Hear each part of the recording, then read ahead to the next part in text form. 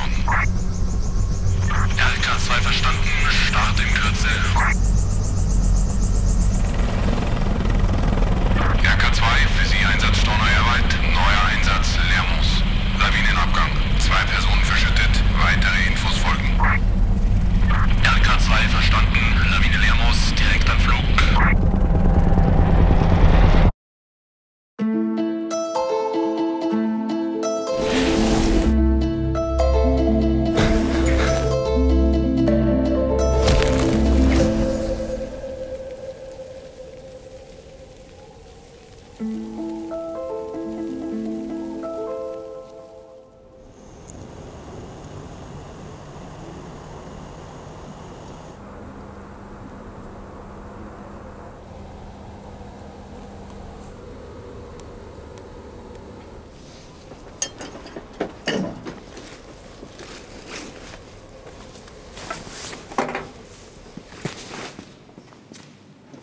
Also mein Name ist Elmar Flatz. Ich bin beim Notarzthubschrauber RK2 in Reutte tätig. Ich bin an der Station der leitende Flugretter und bin seit 22 Jahren an dieser Station tätig.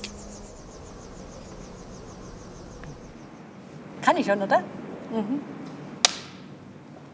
Mein Name ist Michaela Schweigel. Ich bin Notärztin oder darf Notärztin sein beim RK2 der Aarau Flugrettung. Mein Tätigkeitsbereich ist die medizinische Versorgung des Patienten in allen Belangen. Das Besondere an diesem Einsatz war einfach die Schwere der Verletzung und dieses schnelle Handeln, das die oberste Priorität hatte, dass der Patient möglichst schnell in ein spezialisiertes Krankenhaus kommt.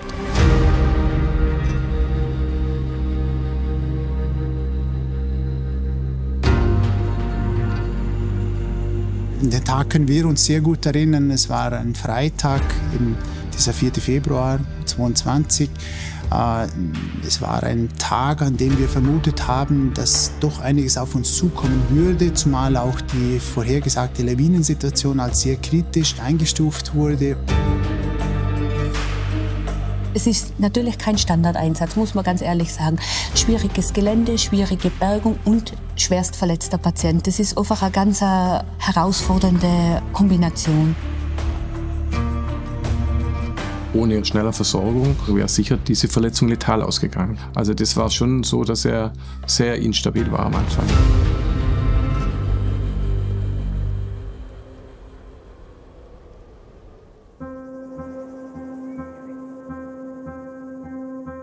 Es war Freitag, ganz normal, nichts Besonderes. Ich war ja schon dutzende Male in Lermoos da im Skigebiet. Ich war tatsächlich noch so ein bisschen hin und her gerissen, ob ich fahren soll oder ob ich nicht fahren soll, weil die Bedingungen waren so lala, würde ich sagen. Aber ich hatte eigentlich Bock, Skifahren zu gehen und deswegen bin ich dann gefahren. Wenn ich von dem Tag erzählen soll, dann ist mein erster Gedanke eigentlich immer daran, dass Marian und ich noch nie einen gemeinsamen Tag nur zu zweit hatten. Es gab noch viele andere Leute, die eigentlich mit wollten, konnten aber leider nicht, weil es war halt ein Freitag. Das, was mir immer noch da im Kopf bleibt, ist diese Fahrt nach oben im Lift. Wir hatten keinen einzigen Gedanken daran, dass jetzt heute irgendwas hier gefährlich sein könnte. Und das war auch unser großer Fehler an der ganzen Sache. Man kann sich es ungefähr so vorstellen, die Gondel ist die rechte Grenze des Skigebiets und man fährt dann quasi einfach aus dem Skigebiet raus in so ein Seitental, wo kein Lift zurückführt. Das heißt, man ist dann, wenn man in diese Rinnen reinfährt, ist man eben aus dem Skigebiet draußen und man muss dann so ein Tal zurückfahren und kommt dann unten in so einem kleinen Dorf raus. Wir hatten diese ganze Runde schon, glaube ich, 2-mal gemacht. Dann haben wir gesagt, okay, wir steigen jetzt mal von oben ein, direkt vom Gipfel, in eine von den etwas steileren Rinnen. Ich bin vorgefahren, weil ich mich dort eben auskannte und Domi nicht so. Er hat 15 Meter von mir entfernt abgeschwungen und beim Abschwingen habe ich dann schon gesehen, dass die ganze Schneeoberfläche reißt und der Schnee anfängt zu rutschen und dass halt sich eine Lawine bildet.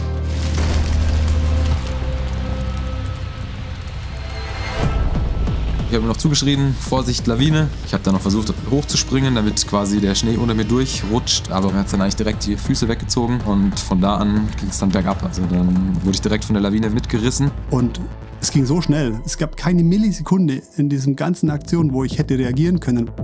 Habe noch versucht, meinen Airbag auszulösen vom Lawinenrucksack, aber die Lawine hatte mich dann schon halb verschlungen und ich habe dann einfach diesen Auslöser nicht mehr zu greifen bekommen. Und dann wurde alles schwarz. Also dann hat mich die Lawine quasi verschluckt.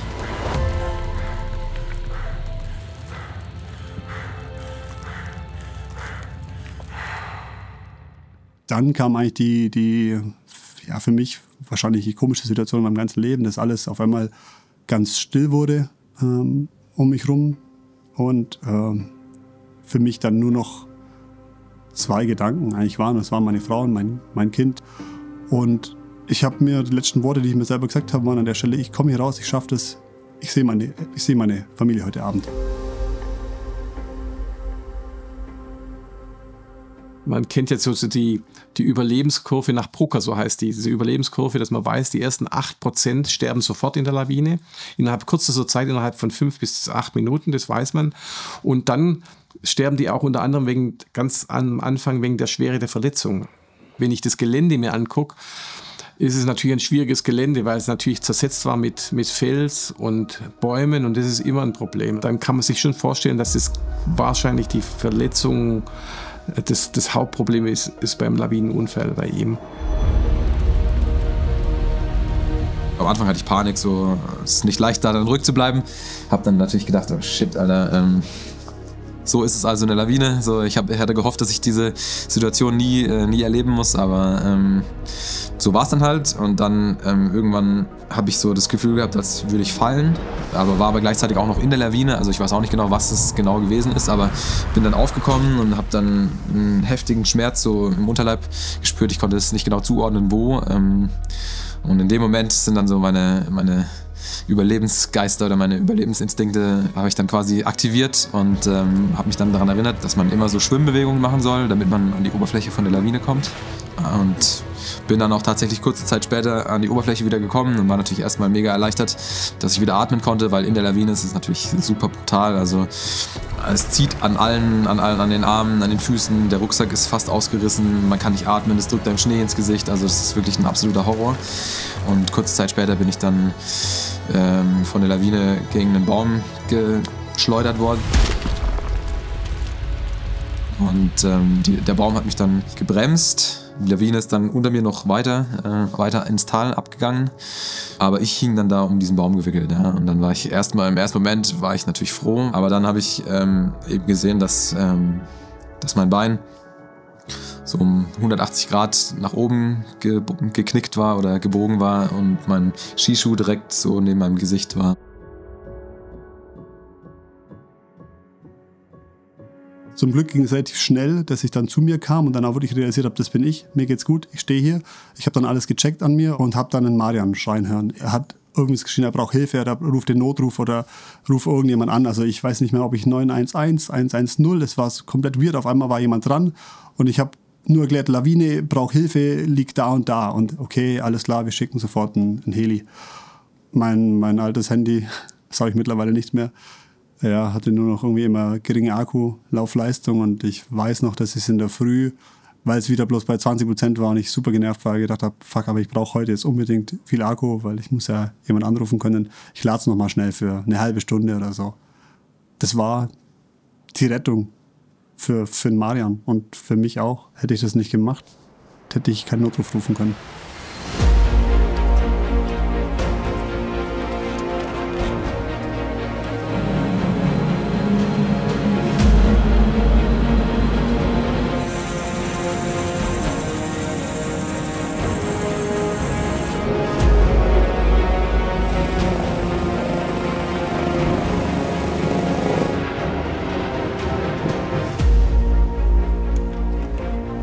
Ja, ursprünglich sollten wir eigentlich auf einen Pistenunfall nach Erwach, glaube ich, fliegen. Und während der Startphase eigentlich vom Hubschrauber hat mich die Leitstelle nochmal angefunkt, eben, dass wir umdisponiert wurden auf einen Lawinenabgang in Larmos. Und dann Näheres ist dann erst nach dem Start gekommen, wenn ich über einen Hubschrauber mit der Leitstelle funken kann. Und dann haben wir halt ein bisschen gesucht erst in dem Tal. Und dann habe ich mit dem Kollegen von Marian telefonischen Kontakt aufnehmen können. Dadurch haben wir dann genauere Details erhalten und irgendwann haben wir dann auch Farbspuren, wohlgemerkt, im Schnee gesehen. die letzten Endes dann Blutspuren waren.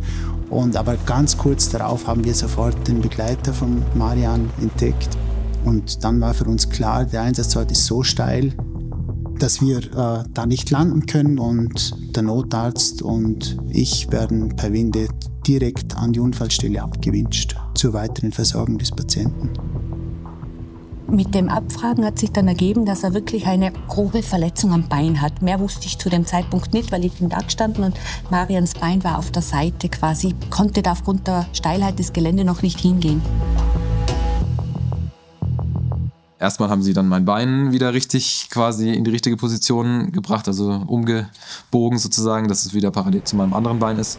Und dann haben sie mich so ein Stück aus diesem Wäldchen rausgezogen, dass ich im offenen Gelände lag, unterm Heli quasi. Wir wollten den Marian in den Bergesack und da war mir klar, hoppala, da ist gröber was verletzt. Es war viel Blut, man hat den Knochen gesehen, also man hat gesehen, da ist eine potenziell lebensgefährliche Verletzung, muss man sagen. Aufgrund dieser starken, großen Wunde und dieser massiven Beinverletzung mit Verdrehung war das einfach sehr, sehr dramatisch und das hat sich für mich auch sehr dramatisch dargestellt. In dem Zusammenhang haben wir uns dann medizinisch entschlossen, okay, ich kann vor Ort nichts besser machen, sondern es hilft ihm nur ein möglichst schneller Transport und das ist natürlich der große Vorteil für uns als Hubschraubermannschaft in ein entsprechendes Schwerpunktkrankenhaus zu bringen. Ich erinnere mich noch, ich lag auf dieser Trage und habe so nach oben geschaut in den blauen Himmel und habe den Heli gesehen, so den aufgewirbelten Schnee. Es war alles schon wie in so einem Film eigentlich. Und dann auf einmal hat die Trage sich angefangen, super schnell zu drehen. Und so bin ich dann auf Höhe des Helikopters angekommen und dann haben sie mich rüber transferiert. Ich war fast schon ein bisschen erleichtert, ja, weil ich quasi gerettet wurde, weil ich in professionellen Händen war.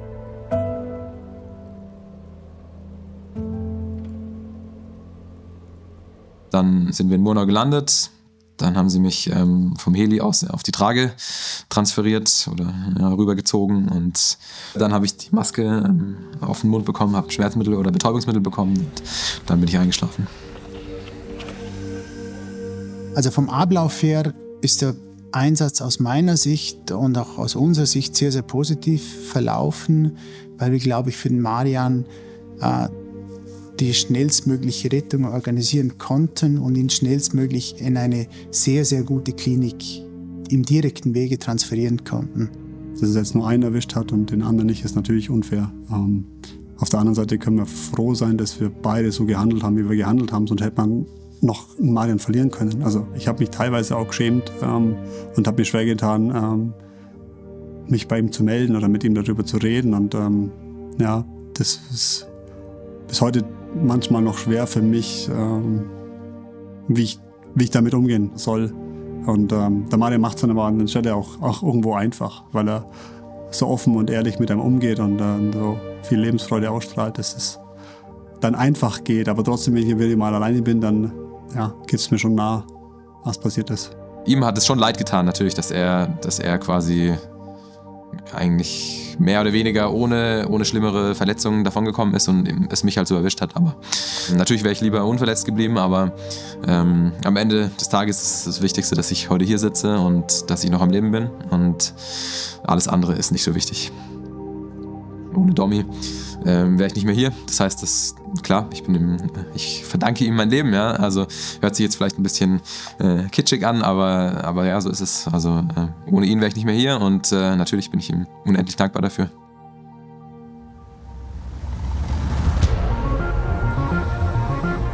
Er ist natürlich sofort in den OP gekommen. Also das war schon so, dass er sehr instabil war am Anfang.